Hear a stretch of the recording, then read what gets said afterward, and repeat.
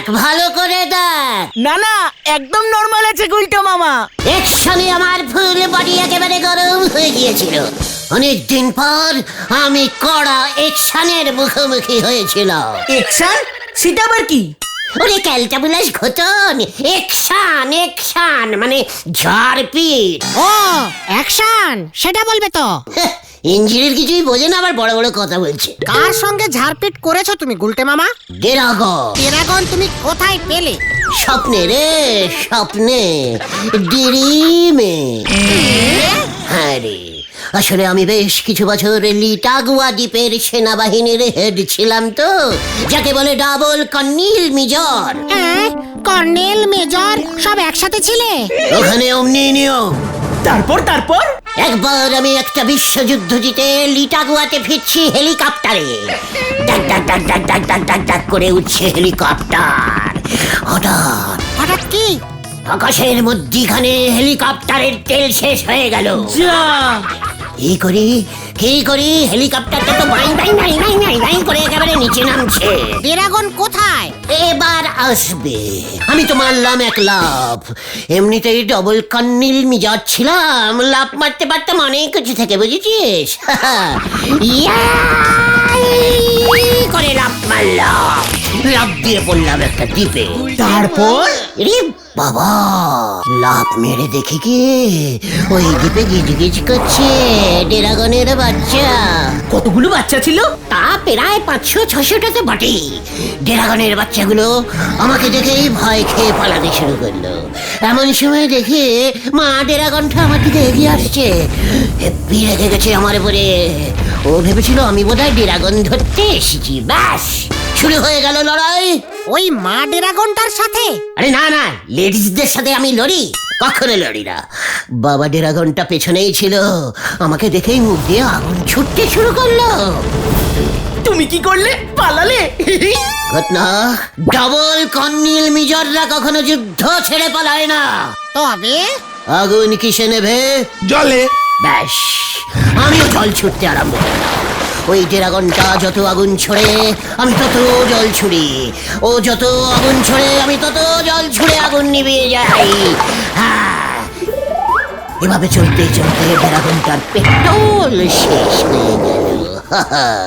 আর আগুন ছুটতে পারলো না, হাঁপিয়ে ল্যাজ গুটিয়ে পালিয়ে গেল। জয় গুরু।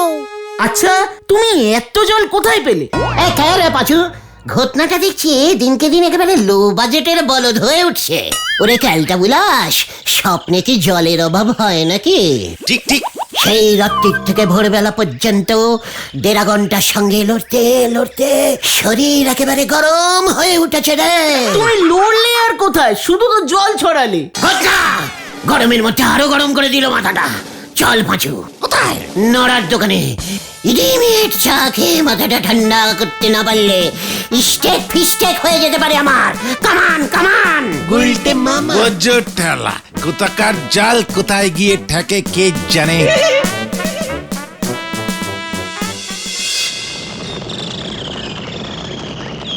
তা আপনি যে এত বড় একজন কর্নেল মেজর জেনারেল টাইপের নোক ছিলেন, সেটাই আগে বলতে পারতেন নন্দ ভণ্ড গুলটে বাবু। কেন আগে জানলে তুই কি করতি? হেড স্যার নটু বাবুরে গে বলতুম। হেড স্যার কি করতেন জানে? আপনারে ওই যে কি বলে এই সংবর্ধনা দিত। কি কি কি কি কি কি কি কি কি কি দিত? সংবাদ সংবাদ কি কি মানে কি দিত? এ সংবর্ধনা সংবর্ধনা। হোয়াট ইজ বদ্ধনা? মানে সংবর্ধন। ধনা ধনা ধনা। হ্যাঁ, ধনা ধনা মানে কি? কিছুই না, কেউ যদি জীবনে ভালো কোনো কাজ করে তাকে সম্মান জানানো হয়। শাল, ফুল, মিষ্টি, মালা এসব দেওয়া হয়। সঙ্গে মিডিলও দিচ্ছে গো হেড স্যার বাবু। মিডি? ও মিডেল কাকে? কেন, আমাদের এই গলজপুরে তো একজনই কর্নেল সাহেব আছেন, নিবারণ ঢোল বাবু। তারে হেড স্যার আগামী রবিবার গলতপুর চক্কর মিডিল দেবে গো। কেন? দেশের জন্য যুদ্ধ করেছেন কর্নেল বাবু, জীবন যেতিও যায়নি। তাই ওনারই এখন থেকে প্রতি বছর গলতপুর চক্কর মিডিল দেওয়া হবে। প্রতি বছর একজনকেই দেওয়া হয়। অন্য লোক আর গলতপুরে পাবে কোথায়? ওই নিবারণ ঢোল শুধু কন্নিল ছিল, আর আমি কন্নিল কাম মেজর সব ছিল। ওই নিবারণ ঢোল শুধু একটা দেশের জন্য লড়েছিল, আর আমি 3, 4, 5টা দেশের জন্য যুদ্ধে গেছিলাম। আপনার জীবনের এই দিকটা তো আপনি গোপন করে গেছেন, হেড স্যারেও বলেননি, তাই উনি জানবেন কেমন করে? এবার তো জানলি, এবার বল গিয়ে। ওই গলতপুর চক্কর মেডেল আমার বুকে ঝোলা উচিত, বুঝেছিস? ভুল বুকে যাচ্ছে।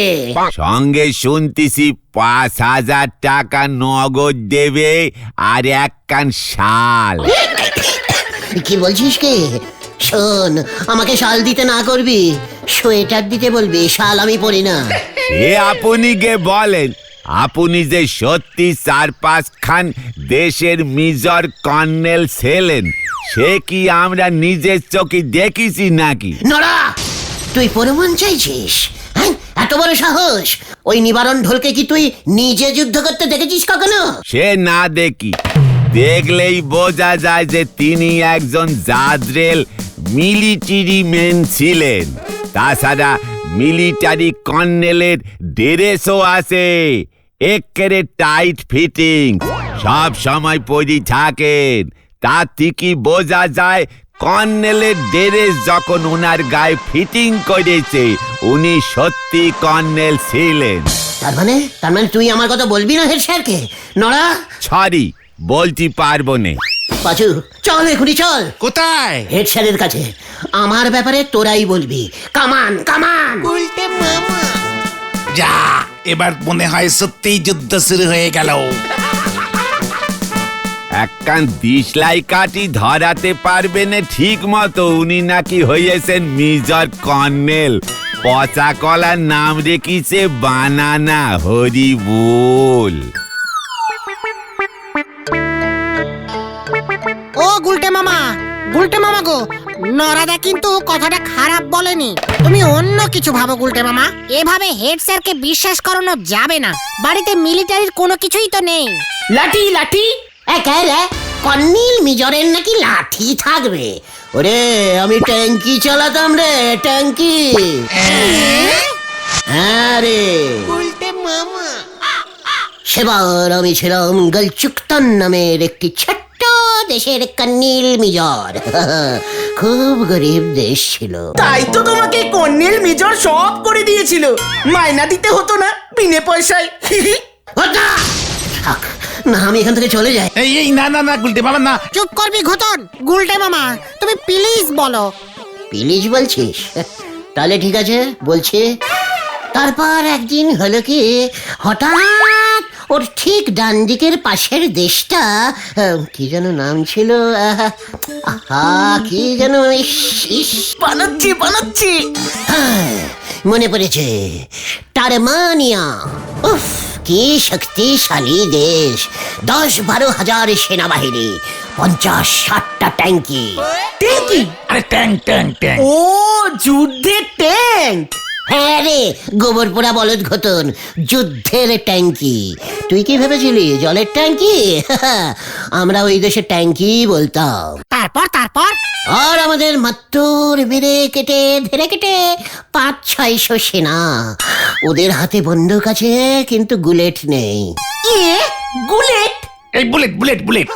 ইয়ে মানে, উফ, বলছি তো, ওই দেশে যা বলতো আমিও তাই হুবহু বলছি। বন্দুক আছে, কি জানো, হ্যাঁ মানে বুলেট নেই। বোমাগুলো সব ড্যাম পড়ে গেছে। রোদে দেয়নি তো অনেকদিন, গত বছরের বোমা ছিল। ইস, কি অবস্থা! আর মাত্র একটা ট্যাঙ্কি, তাও পেট্রোল নেই। এ বাবা, তুমি কি করলে?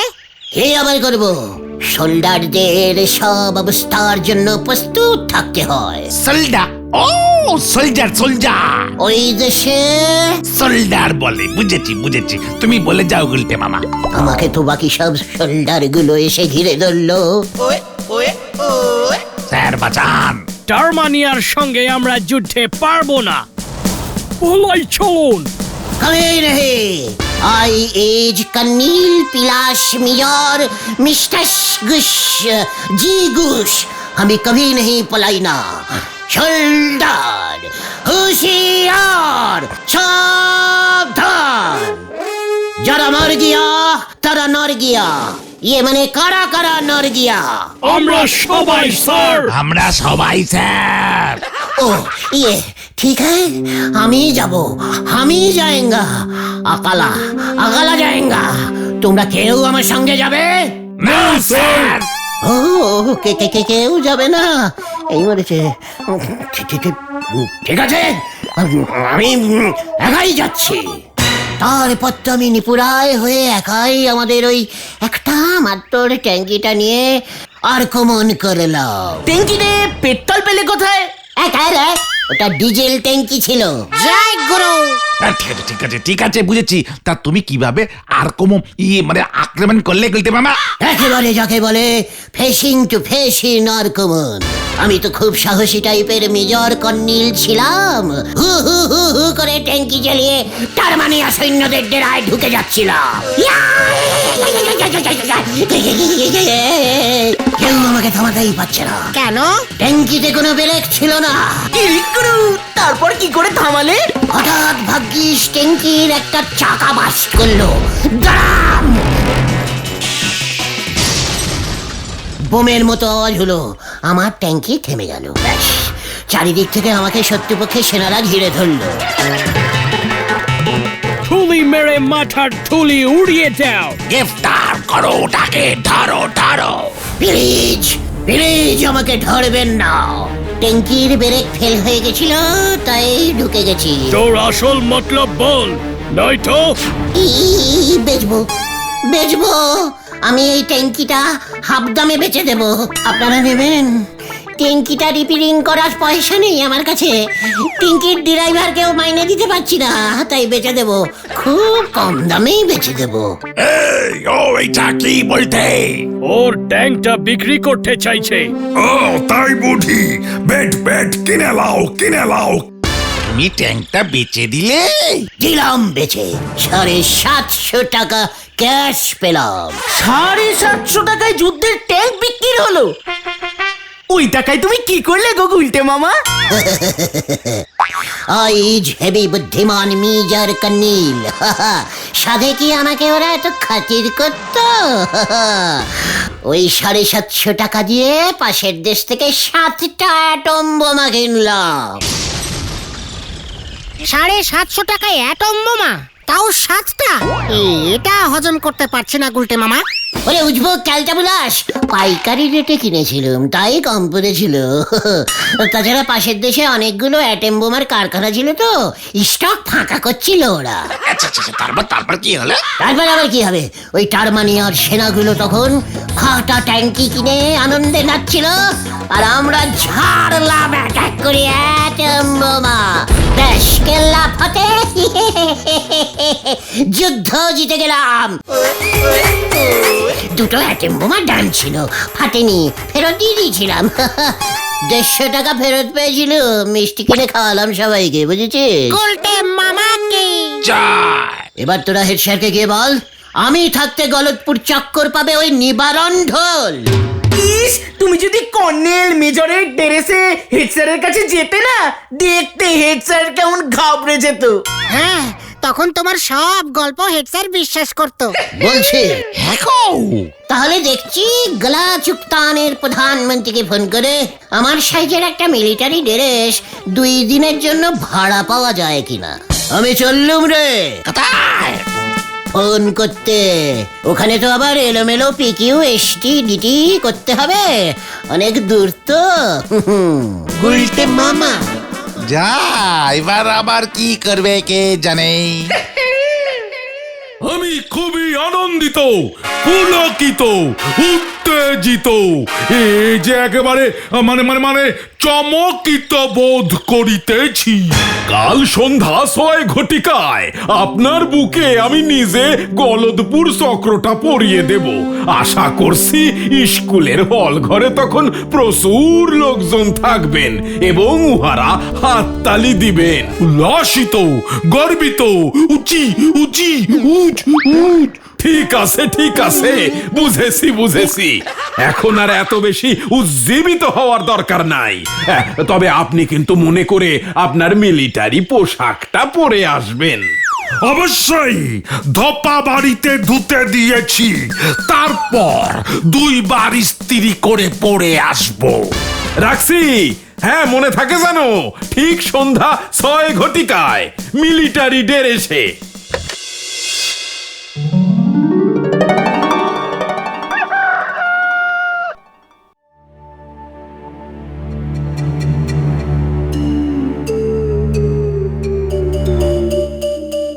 কেসটা কি বলতো পাঁচু?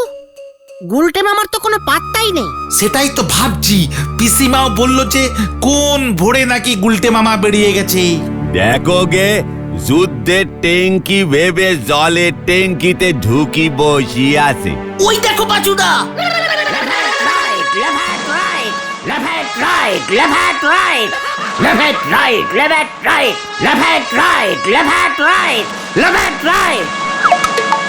হিন্দি রে, হিন্দুর বান্দুর সেজে এসে পড়েছে গো, হরি বল। হুঁশিয়ার, একই এসব তুমি কি সেজেছ গুলটে মামা? সাবধান। হেড স্যারকে ডেকে নিয়ে আয়। গুলটে মামা বিশ্রাম করো, বিশ্রাম বিশ্রাম। Stop stop. এ কি বলছেন কর্নেল সাহেব? আপনার মিলিটারি পোশাকটা পাচ্ছেন না? ওই বগা ধোপাকে কাচতে দিয়েছিলাম, ধুয়ে ও মাঠে মেলে দিয়েছিল, এখন আর পাচ্ছে না, কেউ নাকি ঝেড়ে দিয়েছে। আরে না না না, তাহলে তো হবে না। গলদপুর চক্রটা কার বুকে ঝোলাবো তাহলে? আমার বুকে স্যার। Left right. কি কাণ্ড! ফোনটা রাখুন দেখি, বগাকে বলুন পোশাকটা খুঁজে বার করতে, নয়তো আমি চক্র দেব না। হ্যাঁ, হুঁশিয়ার, আমি স্যার কর্নেল মেজর জি গুহ। চিন্তা নেই স্যার, সব বিশ্রাম। গলতপুর চক্করটা আমার বুকে ঝুলিয়ে দিন স্যার। 5,000 দিতে হবে না, 3,000 দিলেই হবে। আর শালের বদলে একটা সোয়েটার আর 2টো গামছা আর 3টে গেঞ্জি দিয়ে দিলেই হলো। কম পয়সায় হয়ে যাবে স্যার। হয়েছে। ঝামেলার মধ্যে আরো বড় ঝামেলা চলে এসেছে। দাঁড়া, বলো হরি দারোগাকে তো বলতে হবে। হুঁশিয়ার, শত্রুপক্ষ সামনে। আর আমি তোকে কোর্ট মার্শাল করব। কোন কোটে স্যার? আমার মিলিটারি ইউনিফর্ম তুই খুঁজে দে বগা। Left right. ও গুলটে মামা তুমি এখানে কেন এলে? Left right. এই তুই লেফট রাইট করছিস কেন রে উজবুক? হুঁশিয়ার, বিশ্রাম, হেলান। একজন কর্নেলই তো আরেকজন কর্নেলের দুঃখ বুঝবে। কি বলতে চাইছিস কি? আপনার ড্রেস হারাইয়া গেছে কর্নেল। হ্যাঁ, এই বগাটা হারিয়েছে। আমি আমার ড্রেসটা আপনাকে ভাড়া দিতে পারি। 5,000 টাকা আর একটি শাল। তার মানে পুরস্কারের সব টাকা তুই নিবি? হেড স্যার তো আমাকে দিতে চাইছে না, ইয়ে মানে মিডিলটা আপনার থাকবে। কিন্তু আমার ইউনিফর্মের রং তো এমন ছিল না। এটা তো গলা চুক্তানের ড্রেস, আমি এই ড্রেসের রং চেঞ্জিং করে দিতে পারবো। কিভাবে? আগে 5,000 টাকা আর ওই একটি শালের ব্যাপারটা। হ্যাঁ, রাজি রাজি। তাহলে আমিও রাজি। এই দেখো যা গুলটে মামা এ কি ড্রেসটা চেনা চেনা লাগছে। গুলটে মামা উঠে এসো। এই তো এই তো এই তো কি বগা, ওর পোশাকের রং জলে ধুয়ে যাচ্ছে কেন? সেটাই তো ভাবতেছি।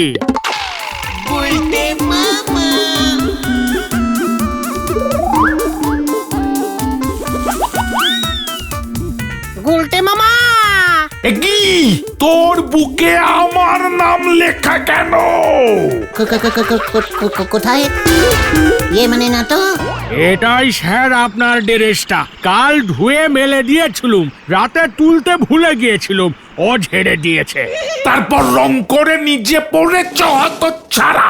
বন্দুক বন্দুক বন্দুকটা আনবো গা। গুলটে মামা পালাও।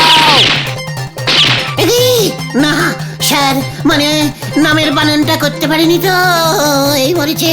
পালাই! গুলি করে তোর মাথার খুলি উড়িয়ে দেব হত ছাড়া।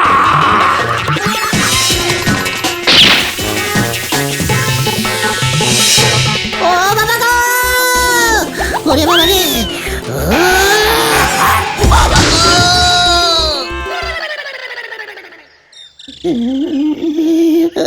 আমি আর কর্নিল মেজর হব না রে। তাহলে তুমি কি হবে গুলটে মামা? জামা কাপড় সেলাই মিস্ত্রি। গুলটে মামা কি ওরে বাবা গো!